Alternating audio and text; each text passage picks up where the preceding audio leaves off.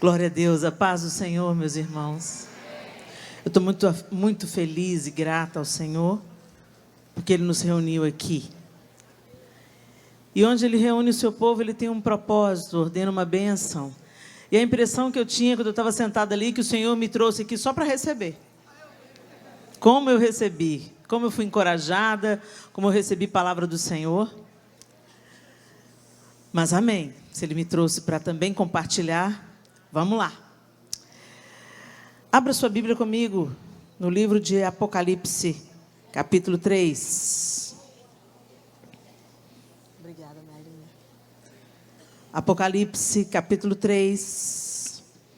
E nós vamos ler o texto a partir do verso 7. O versículo que deu tema a essa conferência é o verso 11. Retenha o que você tem, para que ninguém tome a sua coroa. Mas nós vamos ler a partir do verso 7. Apocalipse 3, verso 7, a palavra do Senhor diz assim, eu vou ler na linguagem NVI. Ao anjo da igreja em Filadélfia, escreva: estas são as palavras daquele que é santo e verdadeiro, que tem a chave de Davi. O que ele abre, ninguém pode fechar, e o que ele fecha, ninguém pode abrir. Conheço as suas obras. Eis que coloquei diante de você uma porta aberta que ninguém pode fechar. Sei que você tem pouca força, mas guardou a minha palavra e não negou o meu nome. Veja o que farei com aqueles que são sinagoga de Satanás e que se dizem judeus e não são, mas são mentirosos. Farei que se prostrem aos seus pés e reconheçam que eu o amei. Visto que você guardou a minha palavra de exortação à perseverança, eu também o guardarei da hora da provação que está para vir sobre todo o mundo, para pôr à prova os que habitam na terra. Venho em breve. Retenha o que você tem, para que ninguém tome a sua coroa. Farei do vencedor uma coluna no santuário do meu Deus, e dali ele jamais sairá. Escreverei nele o nome do meu Deus e o nome da cidade do meu Deus, a Nova Jerusalém, que desce dos céus da parte de Deus, e também escreverei nele o meu novo nome. Aquele que tem ouvidos, ouça o que o Espírito diz às igrejas. Essa carta à igreja de Filadélfia é tão poderosa. Jesus envia cartas às 7 igrejas da Ásia. Para 2 igrejas, Jesus só tinha elogios, né? Esmirna, e uma dessas igrejas era Filadélfia. Para Esmirna e Filadélfia, Jesus só tinha elogios. Para 4 igrejas, Jesus tinha críticas e elogios. Tiatira, Sardes, Pérgamo e Éfeso.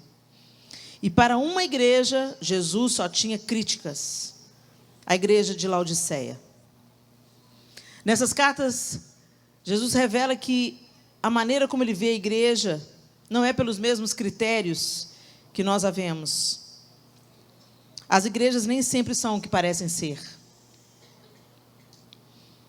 E há muitos contrastes quando a igreja passa pelos olhos do Senhor. Nós somos igreja, nós não apenas fazemos parte de uma instituição, de um corpo. Aqui hoje nós estamos reunidos com parte da família, parte do corpo. E a Bíblia deixa muito clara para a gente como que cada parte é importante. Não tem uma parte mais importante. Todos os membros do corpo são úteis, são necessários para todo o propósito de Deus. Mas antes de nós fazermos parte de um braço, de uma perna, de um ombro, de um joelho, de um grande ajuntamento, cada um de nós como se fôssemos uma célula desse grande corpo que é a igreja, o corpo de Cristo, liderados pelo cabeça. E ele diz essas palavras para a igreja de Filadélfia, Filadélfia era uma das igrejas para as quais ele tinha somente elogios. E o que ele está falando? Conheço as suas obras. Conheço as suas obras. O Senhor conhece. Não a sua aparência. O que está dentro de você, Ele conhece. Nós vivemos num tempo muito afeiçoado às aparências. Então é muito fácil a gente se achar santo, porque o nosso aspecto é de santidade. Então nós santificamos a maneira como nós vestimos, nós santificamos às vezes as palavras que saem da nossa boca, nós santificamos os lugares onde nós frequentamos, os nossos hábitos. Mas será que os nossos pensamentos, os nossos sentimentos também são santos? Eu me lembro de Eliabe, entrando na presença de Samuel. E quando Samuel olha para Eliabe, ele diz: eis aí, certamente, certamente, eis aí o ungido do Senhor. E por que Samuel disse isso? Porque tinha um parâmetro para Samuel. O parâmetro para Samuel era o rei anterior, Saul, que Deus já tinha rejeitado. Por causa das atitudes e da desobediência de Saul, ele foi rejeitado por Deus. Mas o aspecto de Eliabe era semelhante ao aspecto de Saul. Ele tinha porte de guerreiro, porte de rei, aparência de quem é forte, de quem é poderoso. E Deus imediatamente repreende ao profeta Samuel e diz: não, Samuel, não atente para a aparência, porque eu conheço o coração, e eu tenho rejeitado ao coração de Eliabe. Conheço as suas obras. Tem coisas que a gente pode esconder de todo mundo, mas de Deus não. E o Senhor, ultimamente, Ele tem trabalhado muito no meu coração. E a grande pergunta que Deus tem feito para mim nesses dias é: qual é a motivação por trás disso? Por que você vai fazer isso? Por que você vai aceitar esse convite? Por que você vai fazer esse post no Instagram? Para que isso no Facebook? Qual é a intenção por trás da sua atitude? Eu não quero ser apenas usada. O Senhor usa a mula. A obra do Senhor será feita. Eu não quero ser apenas usada, eu quero ser aprovada. Porque naquele grande dia, gente, esse é o versículo que é o versículo da minha vida. Tem 2 versículos que falam profundamente ao meu coração, que é Romanos 8, 28. Todas as coisas cooperam conjuntamente para o bem daqueles que amam a Deus, para aqueles que são chamados segundo o seu propósito. E outra coisa é, naquele grande dia, muitos virão e dirão: Senhor, em teu nome profetizamos, em teu nome curamos enfermos, expelimos demônios. E ouvirão: fiquem longe de mim, eu nunca vos conheci. Mas quando Jesus fala isso para a igreja de Filadélfia, Ele está aprovando Filadélfia. Ele está dizendo: eu conheço as suas obras. Ele está sorrindo para Filadélfia. Ele está dizendo: eu conheço o seu coração. Eu conheço a sua motivação. Eu conheço o que tem te impulsionado. Será que o Senhor pode dizer isso para você hoje? Se o Senhor olhar nos seus olhos agora e te dizer: eu conheço as suas obras, você vai sorrir para Ele ou você vai estremecer? Você vai sorrir ou você vai abaixar os olhos e falar: meu Pai? A Filadélfia, ele aprovava. E ele diz o porquê. Eu conheço as suas obras. Sei que você tem pouca força, mas guardou a minha palavra e não negou o meu nome. O Senhor não está preocupado com os poderosos na terra. Ele é poderoso. Ele é poderoso. Ele é todo poderoso. O nosso poder é como a névoa. A nossa influência passa. Nós somos como a erva. E a gente tem que entender que o poderoso é Ele, que é tudo sobre Ele, a glória dEle, a majestade é dEle, a nossa vida aponta para Ele. É para isso que a gente está aqui. A gente não está aqui para fazer projetos pessoais de poder, a gente está aqui para ser o jumentinho. Vocês conhecem a história do jumentinho, né? Se você não conhece a história do jumentinho, eu vou te contar logo, logo. O jumentinho chegou em casa todo faceiro, todo empolgado. Mamãe, hoje eu entrei em Jerusalém e fizeram uma festa para mim. Estenderam seus mantos, ergueram suas palmas e gritavam: bendito que vem em nome do Senhor. Isso é importante, mamãe. E a mãe do jumentinho olhou para ele e falou: você estava sozinho? Não, tinha um estranho nas minhas costas. Então volta lá e entra de novo na cidade. E ele voltou todo garboso. Vou lá e o povo vai me ovacionar novamente. E o povo enxotou o jumentinho. Sai daqui, de quem que é esse jumento? De quem que é esse jumento? E ele voltou todo cabisbaixo. Mãe, hoje a reação foi totalmente diferente. Me trataram mal, me escorraçaram, ficaram procurando meu dono.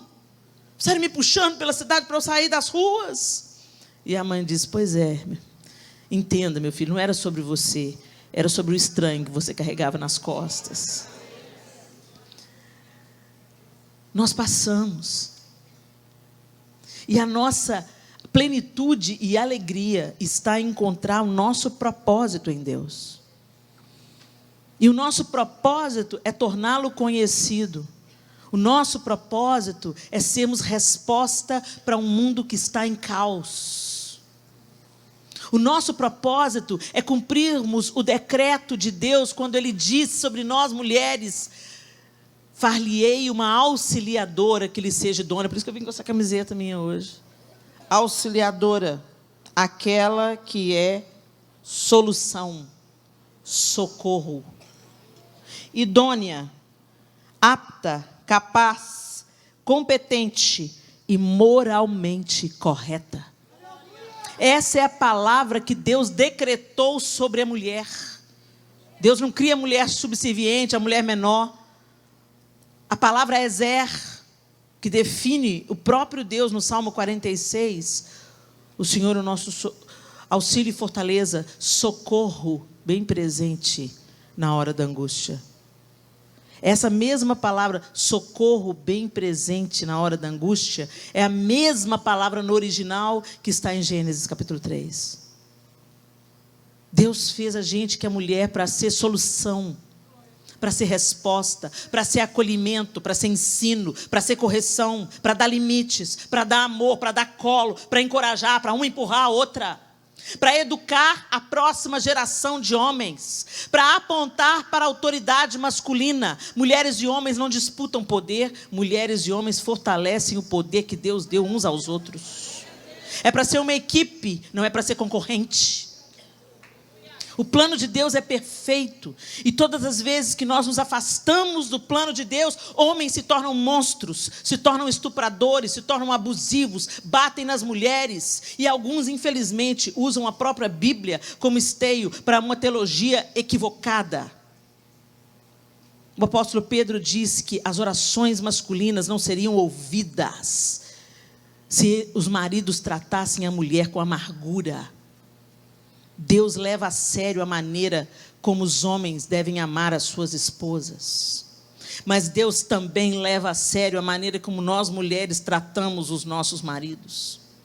Nos submetendo a eles, submissão não significa ser abusada, não significa ser pisada, apanhar do marido. Submissão é ser coluna do marido, encorajadora do marido. E apontar para os filhos a autoridade masculina. Porque tem um propósito de Deus ter instituído o homem como autoridade dentro de casa. E toda a confusão que essa geração está vivendo aí fora é porque pais e mães estão disputando poder, ao invés de cada um viver a plenitude do seu chamado e da sua vocação em Deus. Um fortalecendo o outro, um ajudando o outro, um andando de mão dada com o outro, um lado a lado com o outro.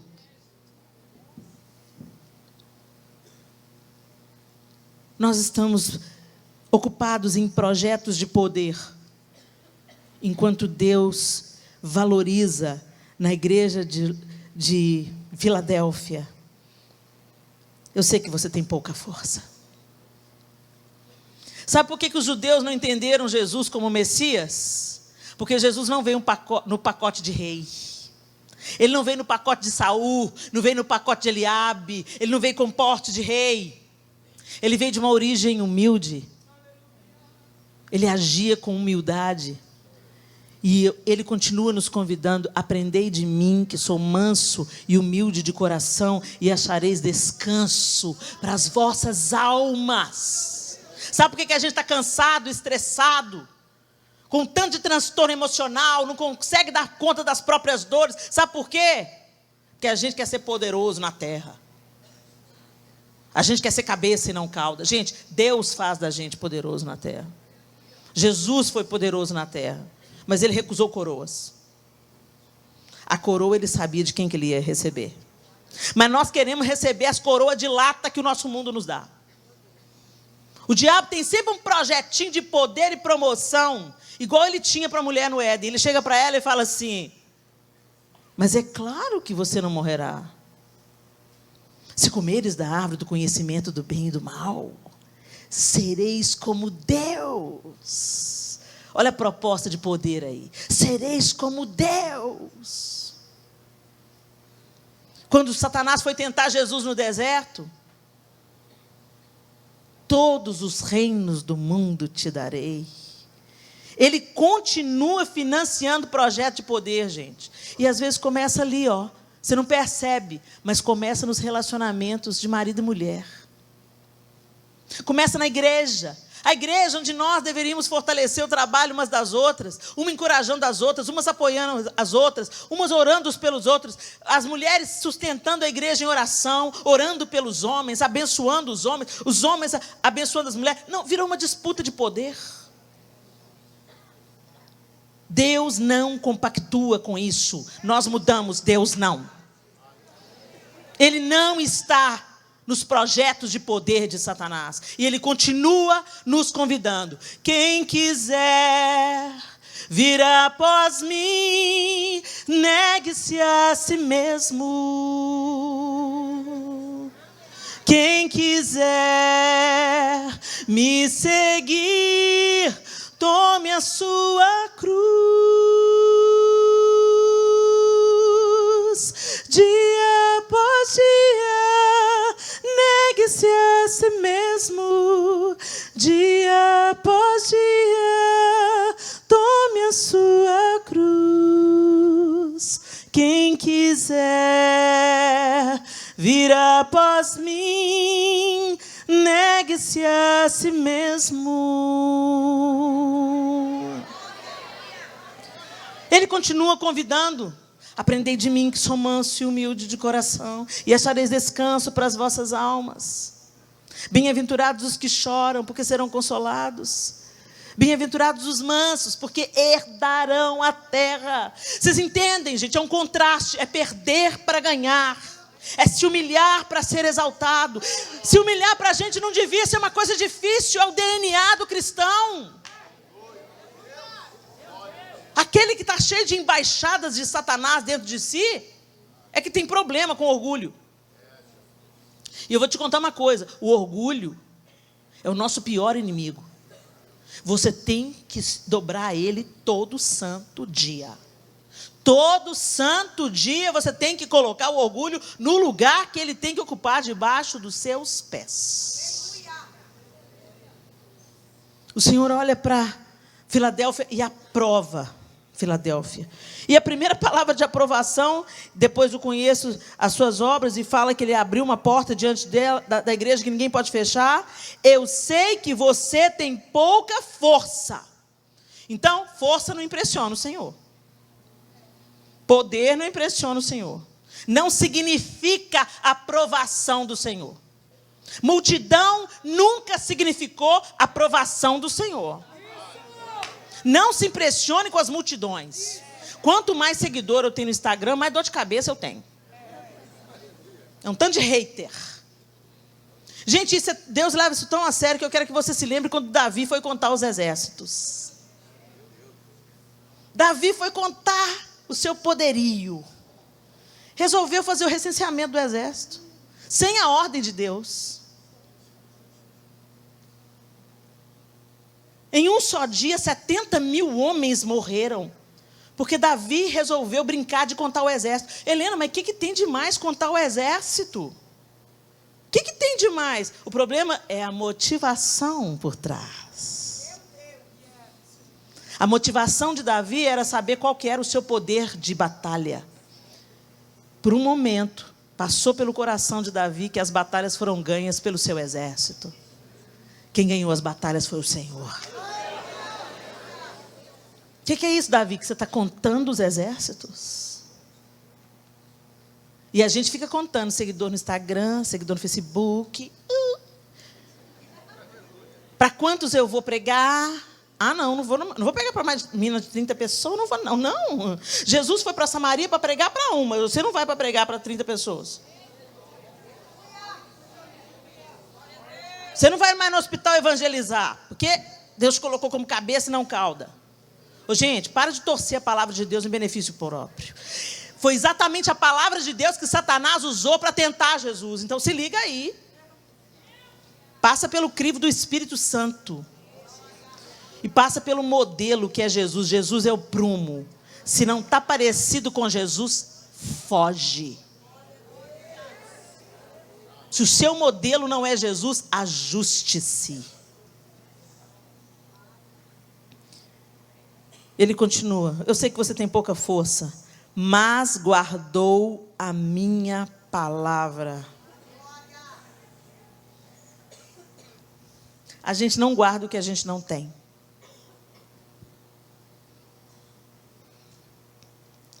A Sara falou bem do poder da oração. A oração não é uma lista de pedidos. A oração é o lugar do relacionamento. Não tem relacionamento sem conversa. Se você não tem a prática da oração na sua vida, eu tenho que te informar nessa noite, você não tem um relacionamento com Deus, você está vivendo uma religião.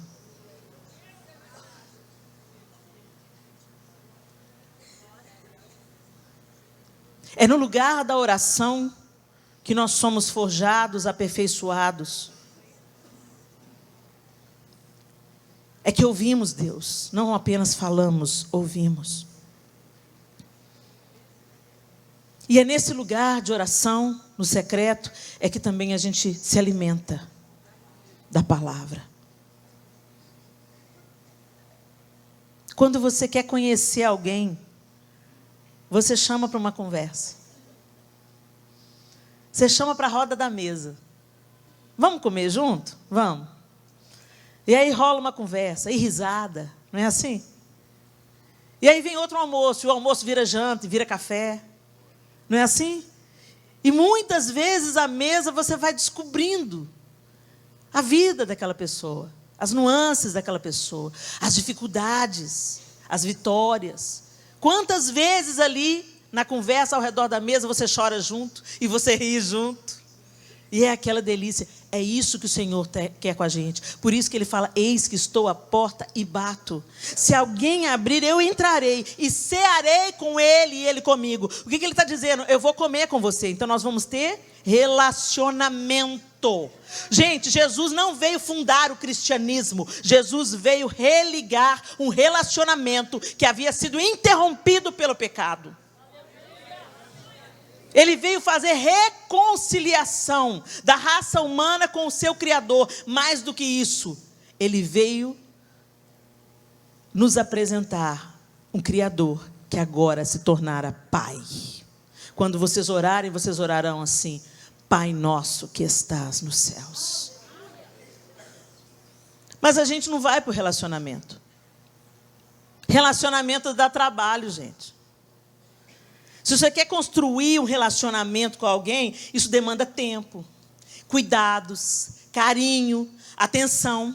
Quando você quer construir um relacionamento com alguém, isso envolve tempo ao redor da mesa. Isso envolve perdão, reconciliação, entender o jeito do outro, responder ao jeito do outro, não é assim? A gente investe em tantos relacionamentos. Eu me lembro quando eu comecei a namorar o João Lúcio, a gente não conseguia desligar o telefone. Minha mãe ficava, anda, olha a conta. E eu, então desliga você, João Lúcio. Aí ele dizia, desliga você. Não desliga você. Então tá bom, a gente vai contar de 1 até 3, tá? E aí a gente desliga junto, tá bom? Tá. 1, 2, 3. Você tá aí ainda, não desligou. Para quem tá ao redor, aquele negócio... né? Mas os dois estão apaixonados, envolvidos. Eu não estou nem aí porque os outros estão achando que é uma frescura, que é uma nojeira. A gente está emocionalmente envolvido, apaixonado, enamorado. É isso que a gente deveria ter com o Senhor. Um relacionamento de afeto tal, de envolvimento tal, que a gente não quer desligar. Jesus, eu tenho que ir, eu tenho que trabalhar, Jesus, eu tenho que estudar. Mas vem comigo, Jesus, vem comigo.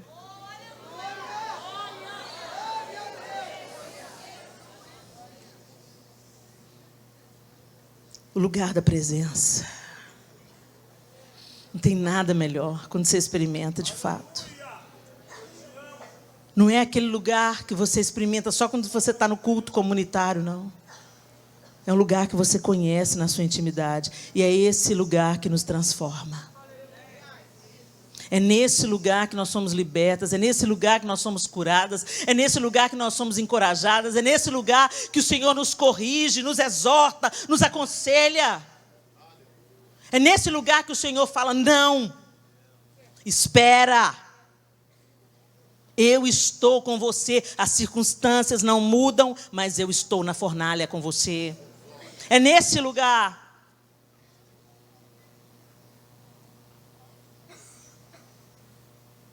Guarda a palavra. E você só guarda o que você conhece. E ele está falando para a igreja em Filadélfia, você guardou a minha palavra. E guardar, gente, não é só se recordar, se lembrar, é cumprir. É obedecer. Aquele que tem os meus mandamentos e os guarda, esse é o que me ama. Ele não está falando de guardar a Bíblia debaixo do braço, ou de pôr em cima daquele lugar bonito no livro, que a página do Salmo 91 fica cheia de poeira. Quando ele fala, aquele que guarda, aquele que obedece, aquele que tem os meus mandamentos e os obedece e o segue, esse é o que me ama. E aquele que me ama será amado por meu Pai.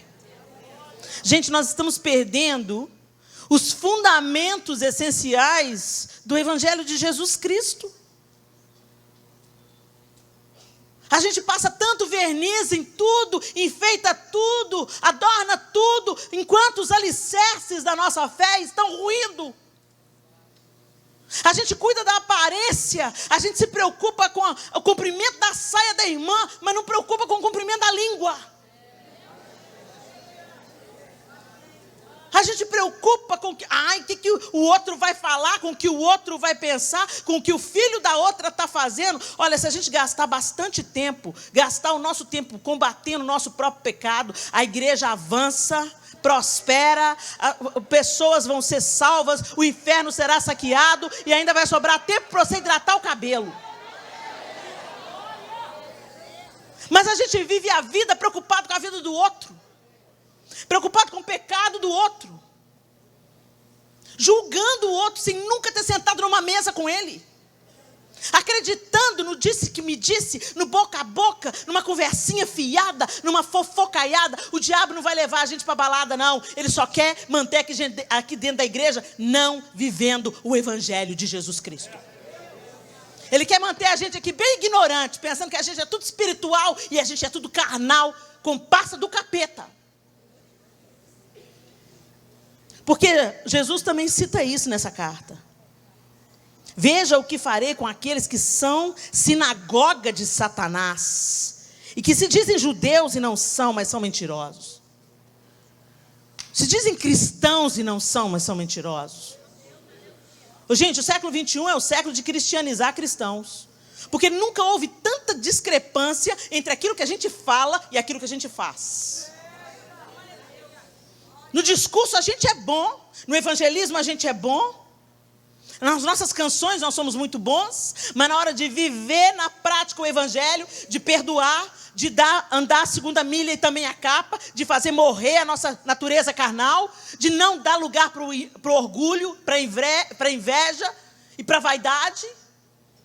E vaidade não é roupa bonita não, tá, gente? Vaidade tem nada a ver com cuidar de si, andar bem arrumada, tem nada a ver.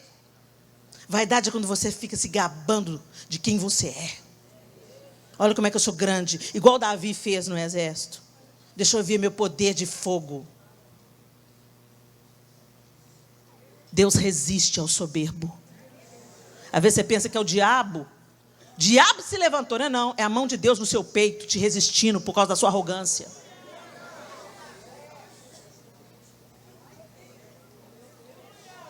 Gente, nós estamos nessa terra para sermos a evidência da existência de Jesus Cristo.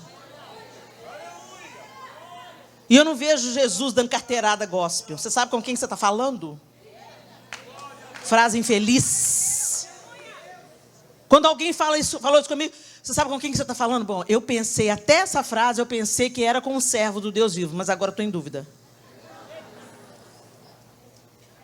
Quem é, não precisa dizer que é não, gente. Quem é filho de Deus, anda como filho de Deus, vive como filho de Deus, transborda Deus, tem o DNA de Deus.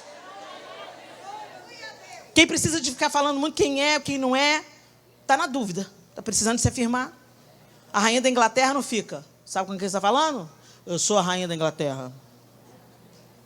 Todo mundo sabe que ela é.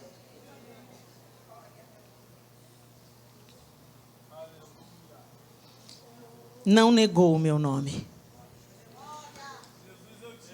Não negou o meu nome. Quantas vezes nós negamos o nome de Jesus? Não verbalmente. Você é crente? Sou crente. Mas não é só isso que é negar Jesus. Às vezes você nega Jesus com a sua vida. Todas as vezes que você faz alguma coisa que Jesus não faria, você nega Jesus. Quando você quer vingar-se da sua vizinha, quando você quer ganhar a disputa, quando você quer ter a última palavra na discussão, quando você fala, eu sou crente, mas não sou boba, não. Hashtag fica a dica. Você não está parecida com Jesus.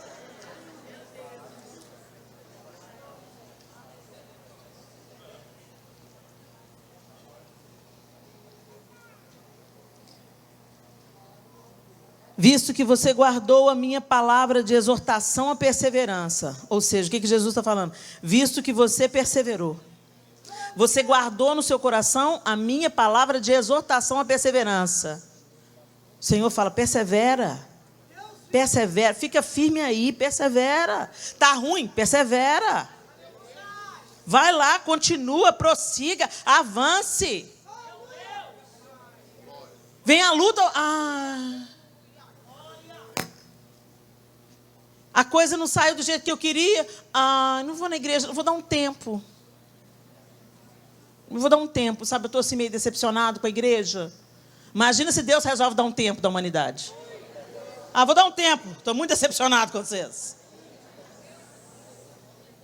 Gente, é no lugar da nossa perseverança que nós seremos sustentados. Muita gente é ferido na igreja e isso acontece. Porque todo mundo aqui é feito do mesmo material, todo mundo é ser humano e todo mundo tem uma área de vulnerabilidade.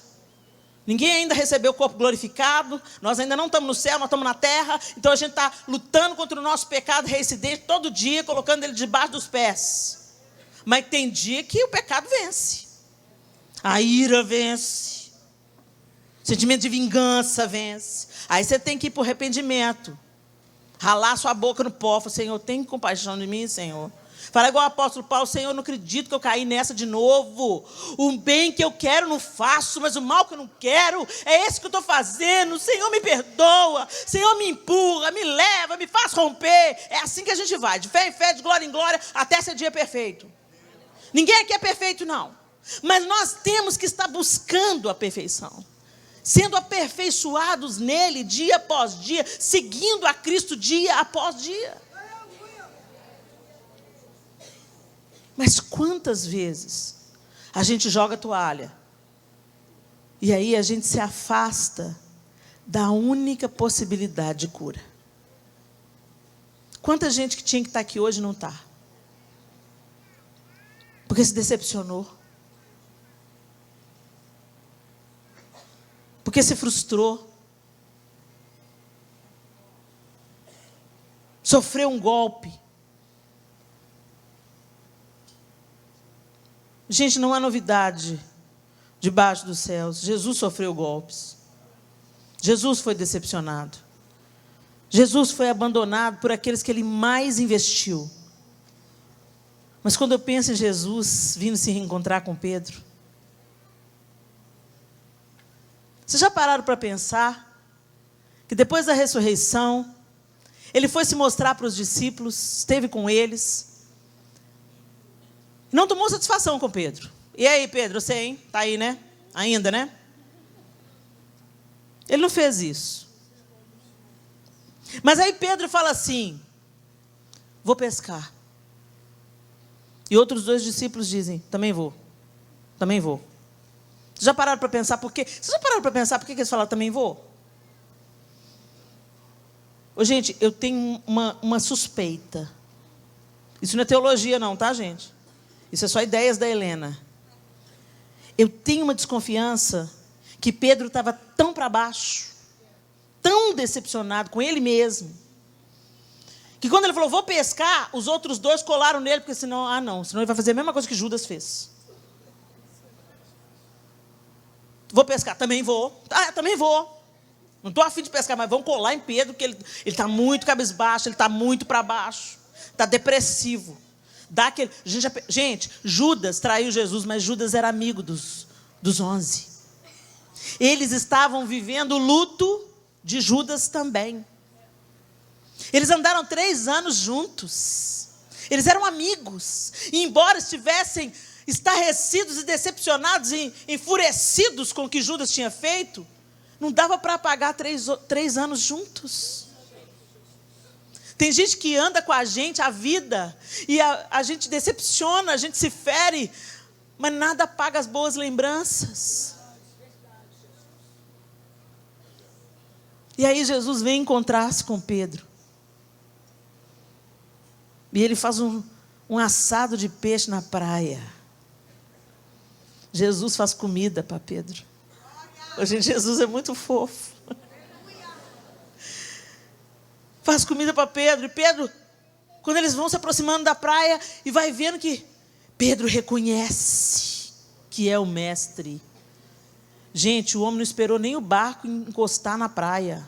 Ele já pula do barco e vem nadando, porque ele tinha sede de absolvição, ele tinha sede de perdão, ele tinha sede que ele vai falar alguma coisa para mim, ele tem que falar alguma coisa para mim. Eu estou desesperado com a minha culpa, eu decepcionei ele, eu falei com ele: eu vou morrer no seu lugar. Daqui a pouco eu estava negando ele. E Jesus tinha absolvição para Pedro. Pedro, tu me amas? Tu me amas, Pedro? Pedro, tu me amas? 3 vezes. Tu sabes que eu te amo. Então apacenta as minhas ovelhas.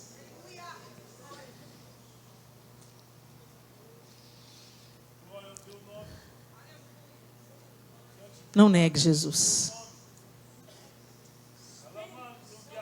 Mas se você tem negado Jesus com a sua vida, deixa Ele se reconciliar com você. Deixa Ele fazer reconciliação. E começa a glorificar a Deus mais que as suas palavras, com as suas atitudes, com a sua vida. Que a sua vida afirme quem Jesus é. Aponte para Ele. E ele termina dizendo: